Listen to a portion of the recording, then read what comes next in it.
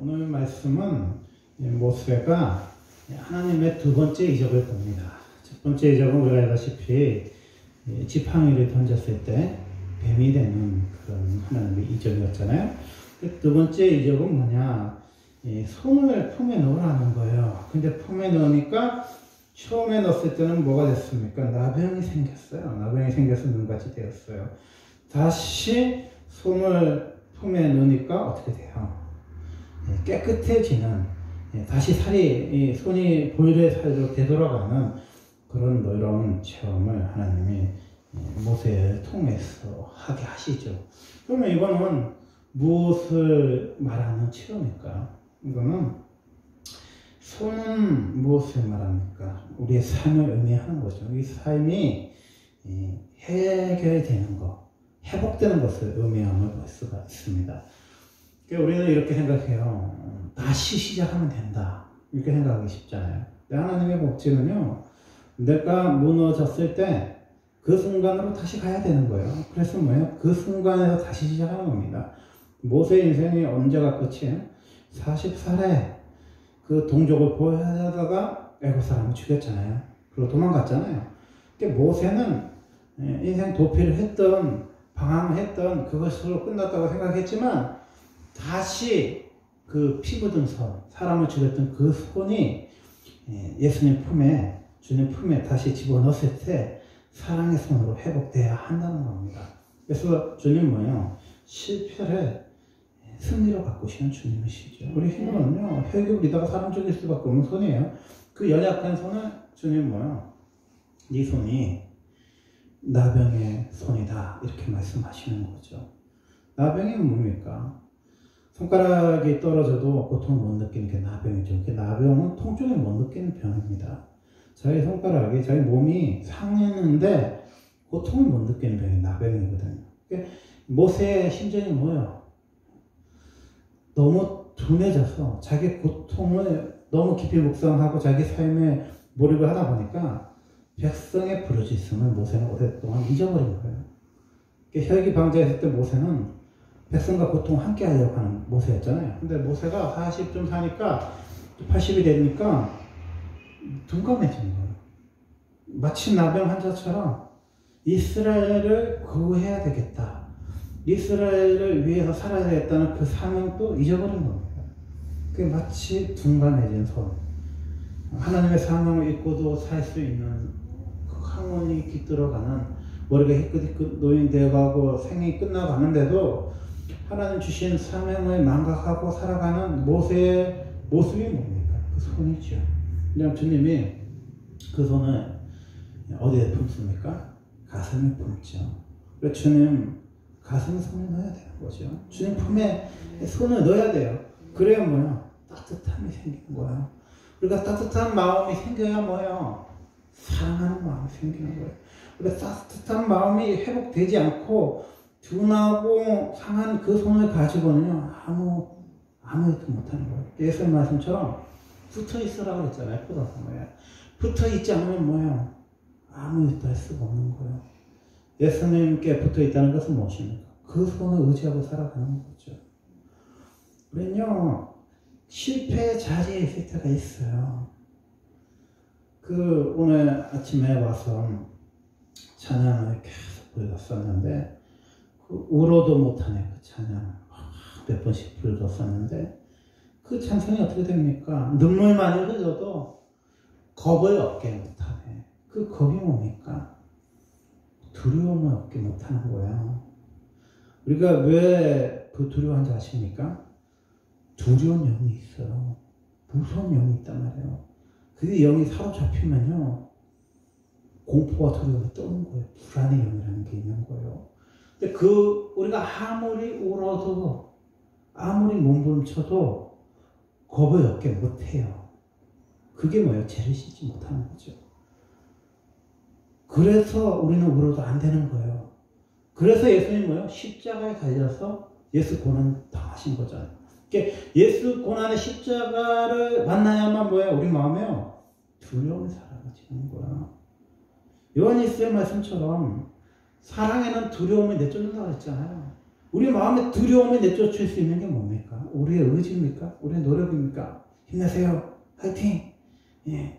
긍정적으로 하세요. 그렇다고 두려움이 없어집니까? 안 없어집니다. 예수 만나야 없어지는 거예요. 겁을 얻게 못하는 분, 그 두려움을 사라지게 하는 분은요, 주님밖에 없어요. 그래서 우리 인생은요, 꽉 막혀 있었을 때는 답이 없는 거예요. 예수 만나야 뭐요? 실패한 모세가 사명자 모세로 바뀌는 거예요. 그래서 하나님을 만나는 단계가 뭐냐면, 첫 번째는 자기가 만나는 거예요. 주님을 노덴나무에서 엘리야가 만나듯이 이사야가 수르 사이에서 하나님 앞에서 보좌 앞에 나가서 주님 앞에서 입술을 천사들이 뒤지면서 만나듯이 하루다 부정한 자라 했잖아요. 그게 내가 부정한 백성 중에 있다 그랬잖아요. 그 때문에 주여 나를 보내소서 말하지 않습니까? 그러니까 하나님 만나야 우리 인생은요, 하나님의 뜻을 이룰 수가 있어요. 그러니까 하나님 만나는 인생이 돼야 돼요. 근데 모세는 뭘부터 해요? 하나님을 만나서 시작하는 인생이 아니라 자기 배운 지식, 자기 가진 지식, 자기 가진 힘, 그리고 백성을 사랑하는 자기 연민으로 하나님 뜻을 이룰 수 있다고 생각했죠. 근데 뭐요? 백성들 앞에서 실수했고 실패했잖아요. 근데 하나님이 하나씩 해보고 계시십니다. 처음에는 모세가 주님 손을 경험하면서 품에 넣으면서 주님의 따뜻한 사랑을 통해서 나병과 같은 그 병들고 그 자기의 감각을 못 느낀 손이 따뜻한 손으로 주님의 사랑의 손을 회복했잖아요. 그래서 주님이 만나게 해주신 사람이 누굽니까? 아론이죠. 27절에 보면 여호와께서 아론에게 이르시되 강야에 가서 모세를 맞으라 하시며 그가 가서 하나님의 산에서 모세를 만나 그에게 임하시니. 아멘. 그러니까 모세가 사명을 받았어요. 그 사명을 받았을 때 그 모세가 하드렐의 자식들이 하지 않았을 때 십부라고 하드렐을 행했죠. 그래서 피난편이라 했잖아요. 그 하드렐가 뭡니까? 예수님의 십자가를 의미하는 거잖아요. 그 십자가를 통해서 피난편이 되니까 뭐가 돼요? 예수님의 피로써 회복이 되는 거죠. 그러면서 뭐예요? 모세가 드디어 하나님의 만남의 은혜가 있는 거예요. 그러니까 아무리 사람을 만나려 해도 만날 수가 없어요. 심지어 얼마나 못 만나냐? 40년을 못 만났어요. 우리 인생에 40년 사람이 없어. 이건 뭐예요? 하나님의 때가 안 됐거나 하나님 못 만나서 이런 현상이 나타나는 거죠. 그래서 모세가 하나님을 만나니까 뭐가 변화가 됐냐? 모세 주변에 사람이 붙기 시작한 거예요. 그래서 아론이 붙은 거예요. 이게 가장 그 믿음의 동력자가 누굽니까? 아론과 홀 같은 일꾼들 우리 많이 얘기하잖아요. 아론이 붙은 거예요. 홀은 누굽니까? 미디안의 남편이다. 요셉부서는 그렇게 얘기하잖아요. 그러니까 아론과 홀은 뭐예요? 형과 처남 이런 사람이잖아요. 그게 하나님이 누구를 먼저 붙여주신지 아십니까? 가족을 붙여주세요. 하나님 일하실 때 처음에 가장 자기를 믿을 수 있는 형을 붙여주시는 겁니다. 그러면 뭐예요? 모세 사역이 시작한 거예요. 그럼 그 전에 내가 입이 둔하다 그래서 하나님이 그 매민이나 말 못하는 사람 하나님 만들었다 해도 모세가 순종하려고 하지 않으니까 하나님 말 잘하는 아론을 붙인다 이런 가정이 있었지만 어쨌든 아론이라는 믿음의 동력자가 모세한테 붙어요. 그래서 아론과 함께 이제 그 말 잘한다는 아론과 함께 이스라엘 장로들을 만나러 가죠. 29절에 보면 모세와 아론이 가서 이스라엘 자손의 모든 장로를 모으고 아멘 하나님 능력의 지팡이 주니까 어떤 은혜가 있어요? 모이는 현상이 있어요. 노예가 뭡니까? 모래알처럼 노예 근성이 있어서 뿔뿔이 흩어지는 게 노예 근성이잖아요. 근데 모세가 하나님을 만나니까 아론이 붙고 그 다음에 뭐예요? 장로들을 모으는 은혜가 있는 거예요. 사람 모으는 거는요 성령이 없어요. 하나님의 은혜가 아니면요 사람 절대로 모을 수가 없어요. 10명 또 다 제각기 딴소리를 할 수밖에 없는 게 우리의 모습인데 성령이 역사하시는 거예요. 장로들이 뭐예요? 장로들이 뭐예요? 두령들이잖아요. 어른들이잖아요. 노인들이잖아요. 그분들이 모세 주변에 모이게 됩니다. 30절에 보니까 아론이 여호와께서 모세에게 이르신 모든 말씀을 전하고 그 백성 앞에서 이적을 행하니 아멘. 모세가 봐요. 40살에 뭐 했어요? 그 이스라엘 백성들 앞에서 사람 죽였잖아요. 모세는 못 봤다고 했지만 그 사람 봐서 발광한 거잖아요. 근데 실수하고 실패했던 그 이스라엘 백성 앞에서 뭐야? 하나님이 회복을 주신 거예요. 그게 뭐야? 이 모세의 손으로 40년의 이 오그라진 이 손으로 뭐예요? 모세가 실패했잖아요. 근데 하나님이 다시 회복된 그 손으로 모세가 지도자가 되는 겁니다. 그래서 우리가 이 손, 감각이 없는 이 나병과 같은 손을 가지고는 하나님의 뜻을 이룰 수가 없어요. 우리가 사랑의 손이 돼야죠. 주님 만난 따뜻한 가슴의 손이 돼야죠. 네. 그래야만 그게 뭐야? 백성들이 믿으니. 믿는다는 건요, 이적을 봐서 믿는 것보다도 하나님이 그 사람과 함께 하기 때문에 믿는 거예요. 우리가요, 하나님이 함께 하는 것만큼, 임마누엘 하나님이 우리와 함께 하는 것만큼 귀한 게 없어요. 이게 그 베드로가 그 바닷가에서, 갈릴리 바닷가에서 예수님 만나잖아요. 근데 어떻게 선생님 밤새도록 그 고기를 잡았지만 한 마리도 못 잡았지만은 주님 선생님 말씀에 의지해서 그물에 던진다고 했잖아요. 지난번에 말씀드렸지만은 고기를 잡는 건 기쁜 거예요. 그런데 그 만선의 기쁨보다 뭐예요? 주님을 볼 수 있는 눈이 열렸다는 게 더 기쁜 거죠. 만약 그 베드로가 고기를 예수님 덕분에 많이 잡은 어부로 기록됐다면요, 그렇게 중요한 인물이 아니었을 거예요. 그 성경에도 기록되지 않았을 수도 있어요. 요한복음에 보면 사도 요한이 이런 얘기 했어요. 성경에 기록된 행적 말고도 예수님의 행적이 많았다고 그랬어요. 그래서 다 기록하면 하늘을 먹물 삼고, 하늘을 두루마리 삼고, 바다를 먹물 삼아도 다 기록 못한다고 그랬잖아요. 예수님의 행적을. 그런데 베드로가 예수님 만난 사건, 153마리 물고기 잡은 사건이 왜 기록됐습니까? 고기 많이 잡았어요? 아니에요. 베드로가 예수님을 알아본 거예요. 영안의 눈이 띈 거예요. 그러면서 뭘 발견해요? 하나님을 발견하는 거죠. 그러니까 문제가 있어요. 어부에게, 하루 벌어서 사는 어부에게 빈 그물이라는 거는 굉장히 쓰라린 거잖아요. 생계의 위협이 있고, 자식들 뭐 등록금, 공과금을 못 내고 쌀이 떨어지는 게 그 어부잖아요. 물고기와 쌀하고 바꿔서 먹고 살아야 되잖아요. 그런데 그 고난의 문제 앞에서 예수님이 찾아왔을 때 예수님이 그 만선의 기쁨을 주신 그 생활의 필요를 채워주셨다기보다도 베드로는 주님을 만난 거예요. 내가 평생 모실 수 있고 따를 수 있고 그분과 함께 동고동락하다 죽을 수 있는 주인이 되신 주님을 그 사건을 통해서 발견한 거죠. 그리고 예수님을 통해서 빈 구물이 차는 시험을 누릴 수도 있어요. 부자가 될 수도 있어요. 대박을 칠 수 있다니까. 그래서 뭐 연말 시상식 때 하나님께 영광을 돌리겠습니다. 뭐 주기도문도 하고 뭐 랩을 하면서 영광을 돌릴 수도 있어요. 이런 분도 얼마나 많습니까? 근데 그 정도 수준이 아니라 예수님이 이적이 예수를 믿게끔 하는 게 뭐예요? 가장 큰 능력이고요. 여러분 이적이 뭔지 아십니까? 사람이 죽었다 살아나는 게 이적입니까? 오병리의 기적이 이적이에요? 아니면은 물이 변하여 포도주 되는 게 이적이에요? 최고의 이적은요, 저와 여러분이 예수를 구주로 믿는 거예요. 여러분이 뭐 죽은 사람이 살아나서, 나병이 나서서, 간질병이 나서서, 소경이 눈을 떠서, 시각장애 눈을 떠서 예수를 믿습니까? 아니잖아요.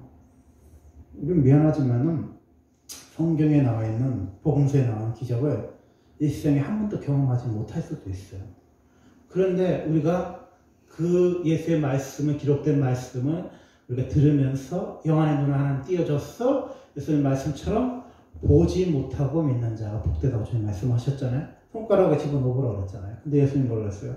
보지 못하고 믿는 자가 복되다고 그랬잖아요. 우리는 보지 못했어요. 예수님을 만나야 뭐 손가락을 집어넣어서 어쩐데 우리 예수님을 육신의 예수님 만날 수가 없단 말이에요. 그래서 우리는 손가락을 못 집어넣어요. 근데 우리 손가락 안 집어넣어도 예수님을 믿는 거예요. 그러니까 보지 않고 예수님의 많은 기적과 이적을 보고도 주님인지를 못 믿는 바리새인들이나 서두개인들이 있었잖아요. 근데 예수님의 기적과 이적을 보지 않고 우리는 뭐야? 믿는 거잖아요. 그러니까 믿음이라는 건요, 하나님의 선물이라는 거죠. 이게 이 사람들이 이적을 봐서 단순히 하나님 믿었다는 게 아니라 하나님의 은혜를 경험한 거예요. 그러면서 뭐예요? 하나님이 하나님이 백성들을 찾아오심에 대해서, 자기 고난에 반응하심에 대해서 머릿속에 경배한 거야. 그러니까 모세와 아론은 하나님의 예표하시는 분들 아니에요? 그 이적과 기적은 뭐예요? 하나님의 자비하심을 말씀하시거든요. 우리가 하나님의 종을 통해서 뭘 봐야 해요? 그 뒤에 있는 주님을 바라봐야 돼요. 그 뒤에 있는 주님을 봐야만 뭐예요? 회복의 역사가 있는 거죠. 어제 내가 그 성경 필사하면서 뭐 키 컸으면 그 말씀을 잠깐 올렸지만, 예, 우리가 이게 있어요. 우리가 가지고 있는 상처가 어디에 있어요? 마음에 있겠죠. 그리고 무의식의 세계에 있단 말이야. 근데 성경을 읽거나 필사를 하거나 기록할 때 뭐예요? 주님이 그 말씀 속으로 걸어 들어오시는 거예요. 근데 마태복음 6장에는 뭐예요? 공중에 나는 새와 들에 핀 백합에 대해서 말씀하셨잖아요. 근데 누가복음 10장에 뭐예요? 너희가 어떤 사람이 키를 한 자나 더 크게 할 수 있냐고 주님 묻잖아요. 근데 가장 작은 것도 우리는 할 수 없다고 이야기하잖아요. 그러니까 우리 키가 크고 작고 한 게 굉장히 큰 일인데 주님 보기에는 아주 작은 일이라고 주님 말씀하시는 거예요. 근데 그 말씀을 읽어요, 우리가. 읽는데 내 말은 뭐냐면 그 말씀 속으로 주님이 들어가시는 거예요. 말씀 속으로. 그래서 우리 딸이 섬에 있을 때 배 타고 어쩌고를 못해서 그 성장판 조사를 못 놔줘서 키가 작아진 것 같아서 그 마음이 짠한 거죠. 근데 그 말씀이 그 글을 읽을 때 주님이 각의 상처가 이렇게 드러나게 하시는 거예요. 그 뭐야? 상처가 드러나면 뭐라 그랬어요? 오르라 그랬잖아요. 울어. 그리고 죄악이 드러났어. 내가 잘못이나 실수와 악이 드러나는 거예요. 회개하는 거예요. 그래서 성경에 있는 본 두 가지예요. 상처가 드러나면요, 울어. 얼마나 마음 아파. 예. 섬에 선교사가 갔는데 배를 못 타갖고 애가 키가 반에서 제일 작으니까 얼마나 마음이 아프겠어요. 그 예수님이 한 자나 더 큰다는 그 비유가 뭐 상처를 드러내시잖아요. 그러니까 막 눈물이 나는 거죠. 말씀. 이 성경 필사라는 건요, 놀라우신 하나님이 있어요. 성경을 읽다가 울고, 성경을 읽다가 울고, 성경을 읽다가 울고, 성경을 읽다가 울고, 성경을 읽다가 울고, 성경을 읽다가 죄악이 드러나면 회개하고. 이게 뭐예요? 내적 치유예요. 그래서 많은 사람들이 힘들면 병원을 몇 번 가고 그러냐면 120분 정도 가야 낫는다 그래요. 일반인들이. 여러분, 이 있잖아요. 이 내적 치유를 제대로 하면 한 2년 걸린다는 말이 있어요. 그게 뭐냐면요, 하나님이 말씀을 읽기만 하면 건드리시는 거예요. 그 내 과거 속으로, 시간 속으로 들어가는 거예요. 말씀이 나를 과거 속으로 슉 들어가는 거예요. 그러니까 그 과거 속에 있던 아픔과 상처를 주님이 만지시는 거예요. 그리고 막 해보고 시키시는 거예요. 그러면서 또 말씀을 읽으면 또 말씀에 반응하는 내가 또 보이는 거예요. 그러니까 이 4,000년 전에, 기원전 4,000년 전에 모세라는 사람에게 하신 말씀이다. 이건 성경 공부예요.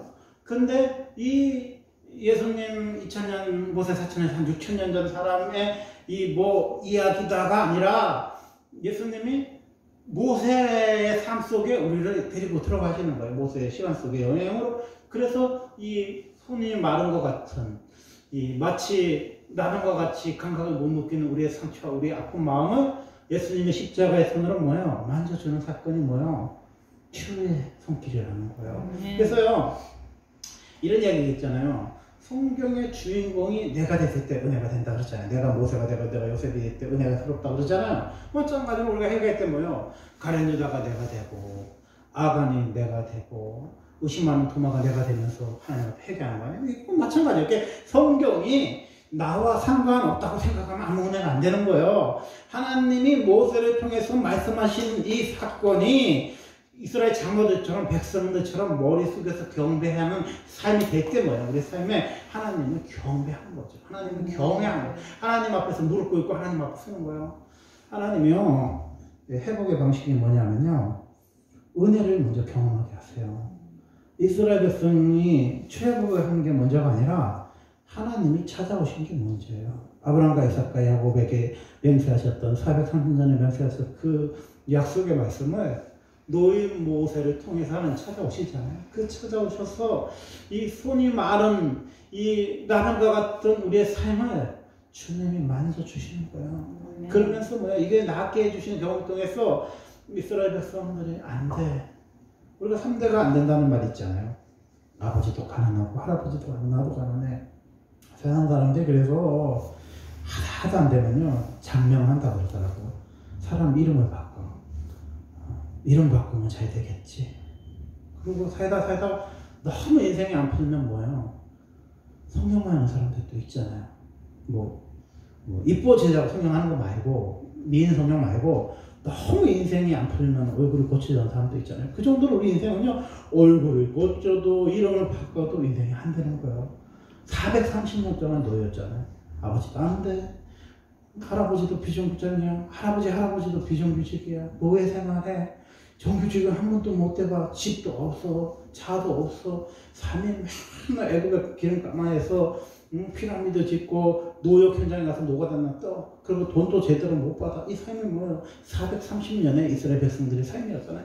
근데 그 지긋지긋한 가난이, 이 지긋지긋한 대물림이, 배우지 못한 서러움이, 이 지긋지긋한 비정규직의 서러움이 언제 끊어집니까? 언제 자유이 됩니까? 하나님이 안아주셨을 때 자유하는 거예요. 그래서 사실 우리는요, 뭐 노력은 땀방울을 배신하지 않는다 뭐 그런 얘기 하잖아요. 우리의 노력이나 우리의 최선을 우리는 중요시 여기는 세상에 살고 있죠. 하지만요 인생은요 노력 이상의 뭐가 있어야 되는 거예요. 노력하고 땀을 흘리는 사람이요 좋은 결과를 얻는 건 아니에요. 그래서 사람들은 운이라고도 얘기하잖아요. 운칠삼 칠이라고 그러잖아요. 운칠삼칠 운이 있어야 된다 뭐 이렇게 얘기하잖아요 사람들이. 근데 운이 뭐냐, 그는 인간의 힘으로 안 되는 것을 세상 사람들은 운이라고 그러거든요. 그러니까 하나님 만날 때 뭐예요, 삶이 바뀌는 거죠. 하나님의 영광이 뭐야, 내 삶 속에 드러나는 거죠. 말씀에 들어가겠습니다. 우리가 뭐 이렇게 살다가 비정규직이지만은 뭐 이렇게 살다가 죽으면 죽는 거겠죠.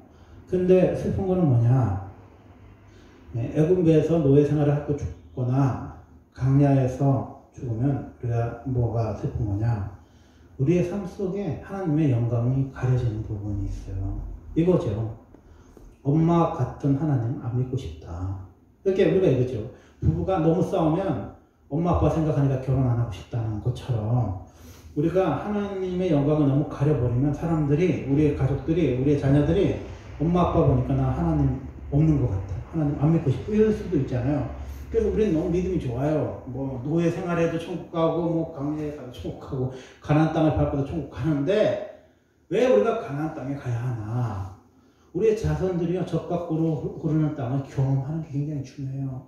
하나님이 너희들이 만들지 않는 성읍에서 너희들이 가꾸지 않는 포도나무와 감람나무와 무화과 나를 먹는다 그랬잖아요. 하나님이 공급해 주셔서, 하나님 채워주셔서, 하나님 주신 자유의 땅에서 하나님의 말씀이 이루어지는 것을요 목격한 세대가 가나안 세대란 말이에요. 이게 굉장히 중요한 거야. 이거 우리가 뭐로 설명해줘요? 우리는 고난받아도 강야에서 하나님 만날 수 있잖아요. 그죠? 강야 하나님 음성 듣는 곳이잖아요. 그래서 그럼 강야에서 죽어도 우리 죽고 간다니까. 아니면 애국 강화 밑에서도 약속의 말씀 붙들고 부르짖다가 죽을 수도 있어요. 근데 우리가 애석한 건 뭐냐, 우리 자녀들이 너무 강단에 영단을 오래 받다 보니까, 또는 너무 애굽에서 노예 생활을 하다 보니까 선민이라는 것을 잊어버린 거예요. 아브라함의 하나님, 이삭의 하나님, 야곱의 하나님이라는 사실을 잊어버린 거예요. 그래서 어깨가 쭉 펴져갖고 땅이 꺼지라고 한숨 쉬면서 하늘을 쳐다보지 못하고 걸을 때 땅바닥을 쳐다보면서 어깨가 쭉 펴져가지고 머리가 막 한 움큼씩 빠져가지고 막 20대 아이들이 막 탈모가 돼갖고 모자를 쓰고 다니는 친구들이 한두 사람이 아니더라고요. 생각해보면요 참 짠한 시대잖아요. 지금 시대가. 이 시대에 우리가 뭘 해야 돼요? 손해 회복이 있어야죠. 하나님은요 반드시 시간 속으로 들어가십니다. 모세가 실패했던 그 순간으로 네가 우리의 가난이겠느냐, 그 말했던 분이 모세가 농인이 돼서 살아있는지 돌아가셨는지 성경에 안 나오지만 그들 앞에 모세가 하나님의 영광을 드러냅니다. 그리고 그들이 엎드려 경배합니다. 모세에 넘어 있는 하나님을 발견하는 거죠. 그러니까 모세가 말하는 진정한 지도자는 깨진 삶 속에 질그릇처럼 담겨진 보화를 통해서 모세는 위대한 인물이 되는 거예요. 그러니까 왕자의 삶보다 애굽에서 부귀영화를 누리는 것보다 그리스도와 함께 고난을 받는 것을 기뻐한다. 히브리서 11장에는 모세가 그렇게 평가했는데 그건 뭐겠어요? 모세가 아무리 해도 안 되는 자기 뜻과 노력으로 안 되던 일들이 하나님의 손을 경험하니까, 능력의 손을 경험하니까, 사랑의 손을 경험하니까 먼저 뭐예요? 자기가 치유가 되잖아요. 자기 마음 하나님 만져주시고 손을 만져주시니까 뭐 형이 붙죠? 형이 붙으니까 뭐예요? 장로들이 모이죠. 장로들이 붙으니까 백성들이 모이죠. 거기서도 뭐예요? 이적 행하죠. 그래서 그 나중에 이적 힘으로 뭐예요? 바로 앞에서도 당당히 그 지팡이를 던지라고 하신 하나님의 말씀으로 가는 거예요. 그래서 바로 앞에서 그 강한 능력자 앞에서 더 강하신 하나님의 손길을 모세의 시리즈를 통해서 이렇게 봐요. 그래서 뭐예요? 우리는요 살아계신 하나님 말씀 붙들어야 되잖아요. 아멘. 미안한 말이지만요 일제시대 때 출애굽기를 강의하지 못하게 했어요. 군사들이 뒤에서 이렇게 서갖고 출애굽기를 강의하고 잡아갔어요. 왜? 출애굽기는 민족의 독립을 담는 거잖아요. 그랬어요. 이 출애굽기라는 거는요 굉장히 귀한 말씀이에요.